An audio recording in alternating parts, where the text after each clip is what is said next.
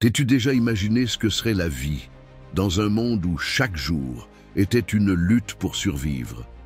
Là où il n'existait ni supermarché, ni établissements hospitaliers, ni écoles, et où tout était tributaire de ce que pouvait fournir la nature. Les femmes préhistoriques étaient loin d'être de simples silhouettes dans un paysage sauvage. Elles étaient les sentinelles de l'humanité, chargées de préserver la vie, d'établir des connexions et d'innover pour survivre. Son rôle, bien que fréquemment sous-estimé, a été crucial pour l'évolution de notre espèce. Visualiser un rassemblement de personnes autour d'un feu de camp, partageant des récits sous un firmament étoilé. Les femmes n'étaient pas uniquement présentes en tant qu'observatrices. C'étaient elles qui assuraient les soins, collectaient, instruisaient et fréquemment dirigeaient. Elles n'étaient pas secondaires. Elles constituaient le cœur qui gardait les communautés soudées au sein d'un univers défavorable. Des premiers pas de l'humanité dans les grandes plaines aux cavernes qui ont hébergé les premières manifestations artistiques, les femmes ont tracé des marques indélébiles. Chaque plante identifiée, chaque nouveau-né, chaque rite exécuté témoignait de son ingéniosité, de son lien avec l'existence et de sa faculté d'adaptation. Au cours de cette rétrospective, nous étudierons comment ces femmes ont existé, ont résisté et ont réussi à s'épanouir. Nous allons explorer les rituels qui ponctuaient leur existence, les épreuves qu'elles ont surmontées en mettant au monde sans l'aide de la technologie et comment leur direction a sculpté les premières sociétés humaines. Préparez-vous à vous immerger dans un récit captivant, une histoire de ténacité, de puissance et de discernement. Les filles, à l'époque préhistorique, ne connaissaient ni les jouets en plastique, ni les histoires du soir. Elles commençaient à apprendre dès l'instant où elles ouvraient les yeux. Ils observaient les femmes plus âgées du groupe, en particulier leur mère, et apprenaient à identifier chaque bruit du bois, chaque plante bénéfique et chaque indice climatique. Ils ont été éduqués par la nature, et leur leçon principale était celle de la survie.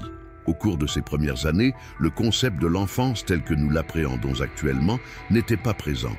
Les filles étaient rapidement incorporées aux activités du groupe. Elles apprenaient à cueillir des fruits, à prendre soin des plus jeunes et à s'impliquer dans des rituels élémentaires qui liaient le groupe à son environnement. Chaque geste, chaque choix avait une finalité. L'existence ne permettait pas le moindre repos. Tout se concentrait sur la survie. En dépit de la rigueur, il y avait des instants de lien et d'apprentissage. Les femmes de l'âge avancé partageaient des contes au coin du feu, transmettant non seulement des aptitudes utiles, mais aussi la valeur du travail d'équipe et le respect envers la nature. Chaque action, chaque parole était un patrimoine transmis de génération en génération. Les filles étaient aussi instruites à craindre et à respecter les périls du monde qui les entourait. Elles savaient quels animaux éviter, quelles plantes il était préférable de ne pas toucher et comment se comporter en cas de danger. Cette connaissance essentielle à la survie était transmise oralement et de manière pratique, garantissant que les membres des communautés étaient capables de relever tous les défis. Ainsi, les filles de l'époque préhistorique se développaient vite, formées par un milieu qui n'admettait aucune erreur. Cependant, elles découvraient également dans leur groupe un réseau de soutien qui les préparait à assumer le rôle futur de gardiennes de la communauté. La transition de l'enfance à l'âge adulte représentait un moment déterminant dans la vie d'une femme préhistorique. Malgré l'absence de calendrier pour indiquer les années, les transformations physiques et émotionnelles étaient visibles pour tout le monde au sein de la communauté. La puberté, notamment l'apparition des premières menstruations, était perçue comme un événement marquant, une période de changement empreinte de signification. Dans beaucoup de communautés, cette transition était fêtée par des rituels, modestes mais hautement symboliques. On peignait les filles avec des teintes naturelles, on leur offrait des talismans fabriqués à partir d'os ou de coquillages, et on organisait des rituels pour célébrer leur intégration au sein du groupe. Ces rites ne célébraient pas uniquement leur passage, mais soulignaient aussi l'importance de la fertilité et du pouvoir de procréer. Pour la communauté, la procréation ne relevait pas uniquement de l'individu. C'était une question de survie collective. Chaque nouvelle existence représentait un espoir, une chance pour la communauté de s'épanouir. C'est pourquoi ces jeunes femmes qui parvenaient à cette phase étaient perçues comme des représentantes de continuité et de résilience, établissant un lien entre le groupe et les cycles naturels. Toutefois, ce réveil n'a pas été sans difficulté. Les jeunes femmes devaient s'adapter à leur nouveau rôle dans un contexte où les ressources étaient limitées et les obligations colossales. Mais elles n'étaient pas en isolement. Les femmes d'âge avancé servaient de mentors, leur inculquant les savoirs indispensables pour surmonter les défis et saisir l'importance de leur fonction au sein du groupe. Imaginez devoir gérer une grossesse sans avoir accès à des médicaments, des hôpitaux ou même des connaissances approfondies en matière de nutrition. Pour les femmes à l'époque préhistorique, cette phase de leur existence n'était pas simplement un moment porteur d'espoir, mais également un challenge parsemé d'incertitudes. Chaque grossesse représentait un défi pour la survie, non seulement de la mère, mais également de l'avenir du groupe. D'autres, plus expérimentés, prenaient en charge les femmes enceintes, ayant acquis leurs compétences en observant la nature. Ces femmes d'un certain âge étaient familières avec des herbes et des racines capables d'apaiser les douleurs ou de combattre les nausées, un savoir-faire transmis au fil des générations. En dépit de ces soins, l'accouchement demeurait une période critique. Sans l'usage des instruments contemporains, un grand nombre de femmes encouraient d'énormes dangers lors de l'accouchement. Les abris étaient dans un état précaire et les conditions météorologiques compliquaient fréquemment tout. Quelques civilisations ont élaboré des méthodes pour sécuriser l'accouchement. Les femmes donnaient naissance en position agenouillée, parfois avec l'aide de cordes ou de troncs pour se stabiliser, alors que la communauté féminine mettait en place un cadre d'accompagnement émotionnel et physique. Chaque arrivée au monde était une occasion de joie et d'espoir, malgré le fait qu'elle soit entourée de périls. Taux de mortalité élevé, tant pour les mères que pour leurs nourrissons. Toutefois, celles qui parvenaient à survivre à l'accouchement étaient perçues comme de véritables héroïnes, incarnant la résilience et la puissance. Les nouveau-nés étaient accueillis par des rites simples. On leur offrait des talismans ou des décorations en os ou en coquillage, comme symbole de protection et d'arrivée dans le monde. Bien que la grossesse et l'accouchement représentent des phases de grands risques, elles ont également été des moments de rapprochement pour le groupe. Chaque nouvel adhérent représentait la pérennité de la communauté, soulignant que même dans les périodes les plus ardues, la vie parvenait à perdurer. Actuellement, nous percevons la famille comme une entité fondamentale, regroupant des parents et leur progéniture. Cependant, ce concept n'était pas présent à l'époque préhistorique. Vivre en communauté nomade nécessite une collaboration plus étendue, où les relations sociales dépassent les liens de parenté. Les liens affectifs et sexuels étaient souples, contribuant à renforcer l'unité du groupe et à diminuer les tensions internes. Les enfants n'étaient pas uniquement pris en charge par leurs parents de sang. Toutefois, la responsabilité de leur bien-être était portée par l'ensemble de la communauté. Cette approche de la parentalité partagée assurait la protection de tous les enfants et permettait aux mères de se répartir les tâches, contribuant ainsi à la pérennité du groupe. Dans un monde où l'existence était précaire, cette démarche communautaire s'avérait indispensable. La structure sociale favorisait aussi une dynamique singulière. Sans structures hiérarchisées strictes, les décisions majeures étaient déterminées de façon collaborative. Avec leur expérience accumulée, les femmes d'âge avancé occupaient souvent des positions cruciales en tant que conseillères et médiatrices lors de conflits. Cela les plaçait non seulement dans le rôle de gardiennes, mais également de leaders au sein de leur communauté. Par ailleurs, l'absence d'un foyer nucléaire impliquait que les ressources telles que la nourriture et le logement étaient répartis de façon équitable. Ce mécanisme d'entraide assurait que, même en période de crise, aucun individu ne demeurait isolé. Les relations interpersonnelles ne se basaient pas seulement sur la survie, elles constituaient également un vecteur de puissance émotionnelle et une confirmation que l'harmonie était essentielle pour s'épanouir. Le développement des relations sociales durant la préhistoire a non seulement assuré la survie des groupes humains, mais a aussi établi les fondements des structures familiales et sociales complexes que nous observons actuellement. C'est au sein de ces premières communautés que l'humanité a commencé à saisir la véritable force de la collaboration et du soutien réciproque. À l'époque préhistorique, quand la chasse représentait une activité risquée et imprévisible, les femmes ont assumé le rôle de gardiennes des connaissances relatives à la cueillette. Quelles étaient les plantes que l'on pouvait manger? Ou quelles étaient toxiques? Quelles racines étaient capables de soulager une douleur ou de soigner une blessure? Cette connaissance est le fruit de plusieurs siècles d'observation et de recherche, avec les femmes jouant un rôle prédominant dans sa transmission. L'alimentation du groupe était composée de plus de 70% d'éléments de collecte. Alors que les hommes partaient à la chasse, les femmes parcouraient les forêts et les champs, cueillant des fruits, des graines, des racines et des plantes. Cependant, leur mission ne se limitait pas à la simple collecte de nourriture. Elles ont aussi été formées à sa conservation pour assurer la survie en temps de crise alimentaire. Cette compétence a été l'un des premiers exemples de planification et de gestion des ressources dans l'histoire de l'humanité.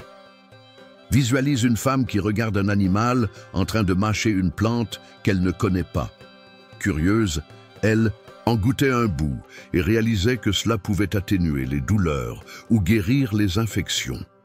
Ce genre d'expérimentation, malgré sa simplicité, a établi les fondations de ce que nous appelons aujourd'hui la science et la médecine. Sans ces dernières, la compréhension de notre environnement aurait été restreinte et l'humanité aurait dû relever des défis d'une envergure supérieure. En outre, les femmes occupaient une place essentielle dans la diffusion de ce savoir. Elles instruisaient les nouvelles générations sur la manière de distinguer les nourritures saines, d'élaborer des remèdes à base de plantes et de détecter les indices de péril dans leur environnement. Elles se sont distinguées en tant que pionnières de la science humaine grâce à leur lien profond avec la nature et leur ingéniosité. Dans un univers où la durabilité était une exigence plutôt qu'une option, les femmes se sont révélées être le socle sur lequel les communautés ont pu s'épanouir. C'est grâce à ces dernières que les communautés humaines ont su cohabiter avec l'environnement de manière à garantir leur survie sur le long terme. Sous la lueur des feux de camp, les femmes ne se limitaient pas à s'occuper et à récolter. Elles faisaient également preuve de créativité. Des premières statuettes connues sous le nom de Vénus paléolithique, aux peintures rupestres, il est manifeste que les femmes ont joué un rôle primordial dans les premières manifestations artistiques et spirituelles de l'humanité. Ces figurines féminines, minutieusement taillées dans la pierre ou l'os, représentaient la fertilité, la maternité et la prospérité. Elles étaient employées dans des rites visant à solliciter de bonnes moissons, des naissances en santé et une défense contre les périls inconnus. Ces créations permettaient aux femmes de connecter le groupe au cycle naturel et à la vie. Toutefois, l'art ne se réduisait pas à sa dimension visuelle. Les cérémonies incorporaient des danses, des chants et de la peinture corporelle, généralement orchestrée par des femmes. Ces actions consolidaient les attaches sociales et spirituelles du groupe, leur faisant comprendre que malgré un univers adversité, il existait beauté, sens et appartenance communautaire. Les peintures préhistoriques laissent aussi entrevoir un lien féminin. Des représentations humaines stylisées, des symboles de fécondité et des scènes de la vie quotidienne témoignent d'une vision qui transcende la simple activité de chasse. Ces pièces n'étaient pas de simples ornements, elles symbolisaient les principes, convictions et ambitions du collectif. L'art et la spiritualité ont constitué des instruments forts qui ont aidé les sociétés à gérer l'incertitude du monde préhistorique. Les femmes étaient au centre de ces pratiques, reliant leur communauté à la nature, à leurs origines et les uns aux autres. L'idée que les femmes occupaient un rôle secondaire à l'époque préhistorique est loin d'être exacte. Des éléments archéologiques indiquent que, dans de nombreuses sociétés, les femmes détenaient des rôles de direction en tant que chamanes, guérisseuses et gestionnaires de ressources. Leur expérience et leur sagacité faisaient d'eux des éléments clés pour la cohésion et la pérennité du groupe. Les femmes plus âgées, ayant déjà fait face aux risques liés à la grossesse et à l'accouchement, étaient aperçues comme les conseillères du groupe. Leur expertise en phytothérapie, leur aptitude à gérer les conflits et leur expérience dans le domaine de l'éducation les établissaient comme des leaders innés. Dans un univers où la collaboration était indispensable, ces individus tenaient une position primordiale. En outre, dans une multitude de cultures, les chamans conduisaient des rites qui établissaient un lien entre la communauté et le monde des esprits. Ces femmes, perçues comme des médiatrices entre l'homme et le divin, conduisaient des rituels signalant les changements de saison, les naissances et les morts. Elles ne se limitaient pas à un rôle symbolique. Elles étaient les guides garantissant l'harmonie au sein du groupe. La présence de femmes leaders ne constituait pas une rareté, mais faisait partie intégrante de la structure sociale préhistorique. En puisant dans leur sagesse, leur puissance et leur lien profond avec la nature, les femmes ont joué un rôle majeur dans l'établissement des premières structures humaines, jetant les fondations des sociétés que nous reconnaissons de nos jours. Des modifications climatiques radicales, de la glaciation aux phases de chaleur intense, ont caractérisé la période préhistorique. Ces circonstances ont contraint les sociétés humaines à s'ajuster rapidement, et les femmes ont occupé une position centrale dans cette transition. Face à chaque modification de l'environnement, les femmes ont adapté leur savoir en matière de cueillette et conservation des aliments.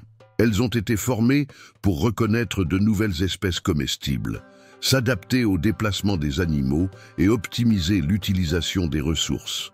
Leur pouvoir d'observation et leur créativité ont fait d'elles le pilier de la résilience communautaire. Par ailleurs, ces modifications climatiques ont aussi eu un impact sur les dynamiques sociales. Le besoin de collaboration s'est accru et les femmes, en tant que gestionnaires des ressources et soignantes, ont tenu une place centrale dans la préservation de l'équilibre du groupe. Leurs aptitudes à détecter les dangers et à s'ajuster rapidement aux nouvelles situations ont garanti leur pérennité durant des périodes incertaines. Ces épreuves ont non seulement souligné la puissance des femmes, mais aussi leur faculté à diriger en période de crise. Dans un univers où la nature ne s'arrêtait jamais, elles ont prouvé que l'adaptation ne se résumait pas uniquement à la force, mais impliquait également de l'intelligence et de la coopération. Le passage de la vie nomade à l'agriculture a marqué l'un des plus importants bouleversements de l'histoire humaine. Ce mode de vie inédit a non seulement révolutionné la façon dont les êtres humains se procurent leur alimentation, mais également les rôles sociaux et la place des femmes au sein de la communauté. Durant des milliers d'années, les femmes, en tant que collectrices expertes, ont été au cœur de l'évolution de l'agriculture. Leur expertise en matière de plantes comestibles et médicinales les a propulsées au rang de premières agricultrices. C'est elles qui ont commencé à apprivoiser les graines, à tester différentes cultures et à administrer les premières moissons. Cette transition a également engendré de nouvelles obligations. Tandis que les hommes se chargeaient d'activités telles que le labour et la défense des champs, les femmes prenaient en main les cultures, l'élevage du bétail et la préparation des repas. Ce travail exigeait une organisation minutieuse et une forte flexibilité. Néanmoins, l'agriculture a également entraîné une augmentation de la charge de travail pour les femmes. Alors que les communautés se fixaient en un lieu précis, les sollicitations physiques et sociales à leur encontre grandissaient. Trouver un équilibre entre les tâches domestiques et l'agriculture s'est avéré être un enjeu, mais les femmes ont maintes fois prouvé leur capacité à assumer plusieurs responsabilités simultanément. L'ère nouvelle a été inaugurée par la révolution agricole, avec les femmes qui ont joué un rôle central dans cette transformation. Leur aptitude à l'innovation et à l'adaptation a garanti non seulement leur survie, mais également leur expansion. Au temps préhistorique, les rituels ne se réduisaient pas à de simples festivités. Ils constituaient des instants de lien avec les énigmes de l'existence, de la nature et du collectif. Les femmes, grâce à leur aptitude naturelle à procréer, tenaient une place prépondérante dans ces rituels, incarnant la fécondité, la prospérité et la perpétuité. Les rites préhistoriques s'articulaient fréquemment autour des cycles de la nature, les saisons, les moissons, les naissances et les décès. Au cours de ces manifestations, les femmes guidaient des danses, des chants et des rituels symboliques qui renforçaient les attaches sociales et spirituelles du collectif. L'un des sujets les plus célébrés était la fertilité, que ce soit de la terre ou de l'être humain. Lors de ces rituels, les connues Vénus paléolithiques, de petites figurines féminines, étaient employées en tant qu'objets sacrés. Elles symbolisaient la prospérité et la sauvegarde, et étaient positionnées à des lieux spécifiques pour solliciter des moissons florissantes, des naissances vigoureuses et une défense contre les périls de la nature. Par ailleurs, les peintures préhistoriques illustrant des figures féminines laissent à penser que les femmes n'étaient pas seulement impliquées dans les rites, mais qu'elles en jouaient également le rôle principal. Associées aux vestiges archéologiques, ces images tissent un récit de liens spirituels et de direction féminine. Les rituels ne servaient pas uniquement à aider les communautés à gérer l'incertitude de leur environnement. Ils contribuaient aussi à fortifier leur identité et leur cohésion. Les femmes occupaient une place centrale dans ces pratiques, unissant leur communauté par le biais de la spiritualité et du symbolisme. Dans un univers dépourvu d'hôpitaux et de traitements contemporains, la préservation de la vie reposait sur la sagesse collective. Grâce à leur capacité à observer la nature et à expérimenter, les femmes ont été les premières guérisseuses de l'humanité. Les praticiennes de la guérison ont appris à repérer les plantes médicinales en observant le comportement des animaux. Si un cerf mâchait une certaine feuille pour apaiser la douleur, les femmes expérimentaient avec cette plante et en découvraient l'effet. Cette connaissance élémentaire mais essentielle a été perpétuée de génération en génération, constituant ainsi le fondement de la médecine primitive. Les femmes ne se limitaient pas à traiter les affections physiques, elles prenaient aussi soin du bien-être émotionnel de la communauté. Elles jouaient le rôle d'intermédiaire dans les disputes, réconfortaient ceux qui étaient en deuil et employaient des talismans et des rites pour préserver l'équipe des puissances inconnues. Elles ne se contentaient pas d'être pratiques, elles étaient des emblèmes d'équilibre et de soin. Les artefacts découverts sur des sites archéologiques, tels que des talismans et des instruments rudimentaires, indiquent que ces femmes employaient des techniques symboliques en complément de pratiques curatives. Des pommades confectionnées à partir d'herbes rituelles de protection. Leurs coutumes mêlaient la science physique à la spiritualité. Si ce n'était pour l'ingéniosité et le dévouement de ces guérisseuses, l'humanité aurait rencontré des défis d'une plus grande envergure. Leur aptitude à soigner et à préserver a permis la pérennité de leur communauté, laissant un legs qui résonne toujours dans la médecine traditionnelle contemporaine. La vie quotidienne à l'époque préhistorique était difficile, mais elle offrait également de nombreux instants de connexion et de sens. Loin d'être des entités passives, les femmes constituaient le moteur qui assurait le rythme de la communauté. De la préparation des repas à l'éducation des enfants, leur implication était essentielle pour la cohésion sociale. Le quotidien des femmes comportait la récolte de provisions, l'élaboration d'instruments, la surveillance des enfants en bas âge et la transmission de savoir. Mais ce n'était pas uniquement du travail. Les femmes contribuaient aussi en racontant des histoires, en chantant près du feu et en s'impliquant dans des activités communautaires qui resserraient les liens du groupe. Par ailleurs, les femmes, d'un certain âge, occupaient une place essentielle dans l'éducation. Elles instruisaient les nouvelles générations sur les méthodes de survie, allant des compétences en chasse et cueillette à la connaissance des végétaux et des animaux. Ce procédé assurait que la connaissance collective ne se dissipe pas, mais qu'elle s'accroisse à chaque génération. La vie de tous les jours offrait également une chance d'innover, de la création de nouveaux outils à l'expérimentation. Au culinaire, les femmes ont toujours recherché des façons d'améliorer les conditions de vie de leur communauté. Cet esprit d'innovation a été essentiel pour le progrès de l'humanité. Dans un univers où la collaboration était indispensable, les femmes ont démontré qu'elles constituaient le noyau de la communauté. Leur aptitude à soigner, instruire et innover a constitué le fondement des sociétés que nous connaissons actuellement. Bien que des milliers d'années nous séparent de l'ère préhistorique, le legs des femmes de cette période demeure présent dans nos sociétés contemporaines. Sa faculté d'innover, son attention et sa direction ont posé les fondations de l'humanité telle qu'elle est aujourd'hui. Les aptitudes acquises par les femmes de la préhistoire, telles que la récolte, le soin et la diffusion du savoir, se manifestent dans diverses facettes de notre existence quotidienne. Même les idées contemporaines de communauté et de collaboration trouvent leurs racines dans les premières structures sociales menées par des femmes. Par ailleurs, leur lien profond avec la nature et leur considération pour les cycles naturels nous soulignent l'importance de coexister en harmonie avec notre environnement.